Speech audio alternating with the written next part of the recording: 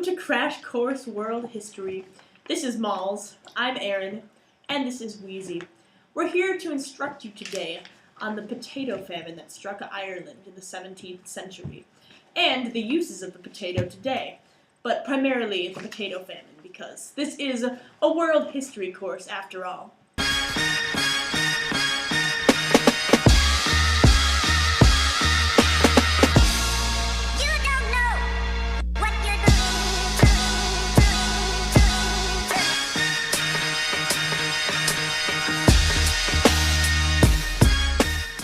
So let's get started.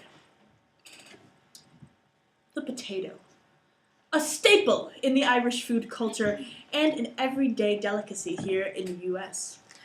The potato has endured many hard and painful years to be where it is today, the largest obstacle being the Great Potato Famine.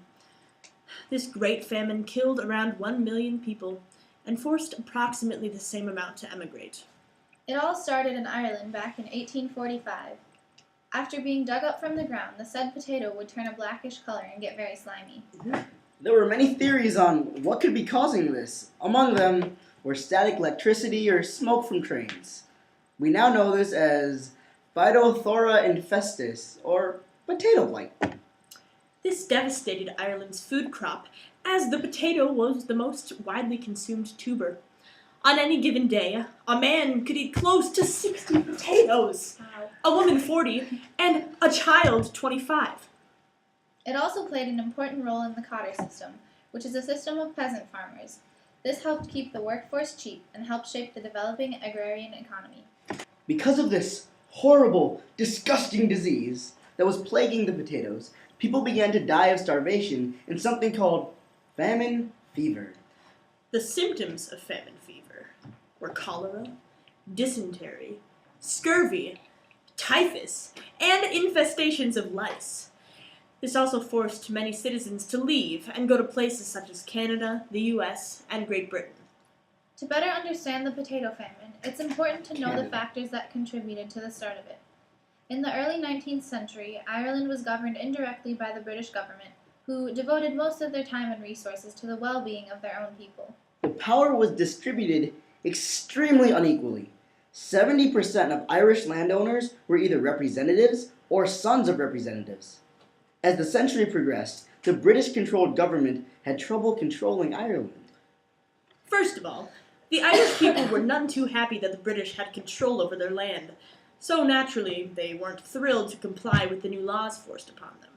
The standard of living fell, and crops, specifically the potato, fell into disarray. While potato harvests were failing miserably, Ireland still produced other crops. A multitude of grains and wheat were produced and exported, but that's just the thing, they were exported. These crops were bundled and shipped out to other countries to make cash, but not for the Irish to eat. However, they relied heavily on the potato, thus no one had food. Additionally, religious tensions escalated. Multiple laws were passed that restricted the rights of Irish Catholics. For example, they weren't allowed to purchase or lease land, nor vote. Because of this, Catholics were the hardest hit by this famine. In addition to the obvious starvation, the famine created a plethora of financial problems in Ireland. It's a good word. Great word. With residents getting poorer and poorer, a law was passed that required landlords to pay the extra that their tenants couldn't pay. Landlords started having to turn away tenants, and tensions between landlords and tenants and other landlords began running high. The financial trauma was so intense, in fact, that murders took place. So as you can see, the Irish potato famine impacted not only Ireland, but the rest of the world as well. As previously mentioned, roughly 1 million people died. But then, 1 million people also emigrated. See that Irish person sitting next to you? Chances are their family came here because of the Irish potato famine. Unfortunately, the famine had a negative impact on Ireland culturally. The places that were most affected were Irish-speaking communities. Therefore, after the famine had subsided, English was the primary language in Ireland. The country recovered, but the heritage never did. Well, on that depressing note, I hope we've instructed you about the Irish potato famine. Despite causing political, social, and economic devastation, the potato continues to be a useful and delicious crop around the world. Now, let's take a look at some uses of the delicacy. Roll down your window. Sorry. Hi, can I have a large fries, please?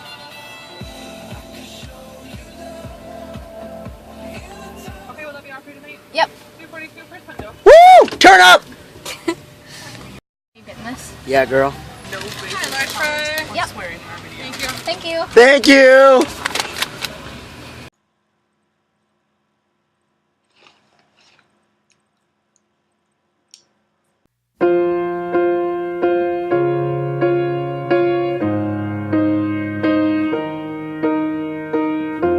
What would I do without your smart mouth? Drawing me in and you kicking me out. You got my head spinning, no kidding, I can't pin you down. The potato. An elegant creature.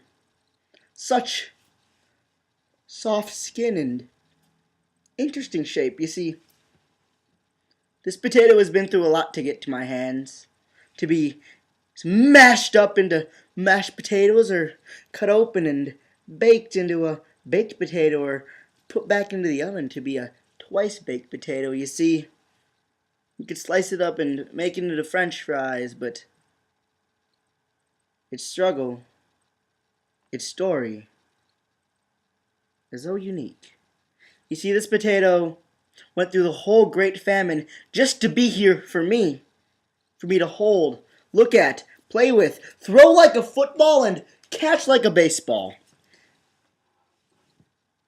Not only Ireland, but I rely on this potato. The potato is so important to us, and no matter if it's a Yukon Gold potato or a Burbank potato, this is my potato. Alright guys, thanks for watching our Crash Course video for AP World and the Crash Course series. This has been our Crash Course on the potato famine. I really hope you guys learned some valuable information about the potato famine and how it affected Ireland and the relations with Britain and the rest of the world. And yeah, it was written, produced, and filmed by myself, Weezy, Mollz, and Aaron Hahn. So yeah, thanks a lot for watching. We out.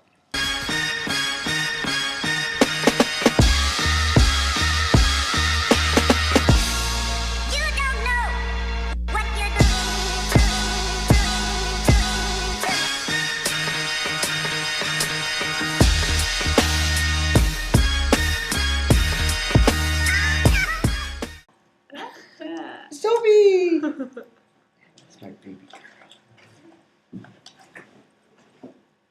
Sophie likes potatoes as well. Sophie is a potato. As big as her head. She thinks you're weird.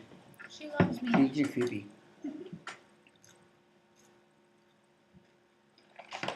Sophie, you want to fry? Oh, she ate it! Oh, she's going away now.